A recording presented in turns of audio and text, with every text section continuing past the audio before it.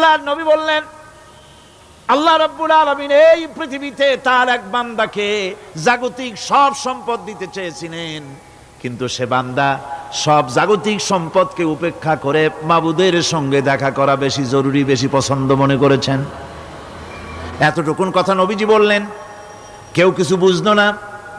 হযরতে আবু বকর রাদিয়াল্লাহু তাআলা আনহু হুজুরের এই কথা শুনে কাঁদতে কাঁদতে তিনি অস্থির হয়ে যাচ্ছেন।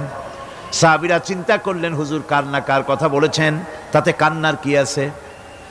বয়োবৃদ্ধ জ্ঞান বৃদ্ধ হযরতে আবু বকর রাদিয়াল্লাহু তাআলা আনহু বুঝতে পেরেছেন এই পৃথিবীর সব সম্পদ তো আল্লাহ হুজুরকেই দিতে চেয়েছিলেন।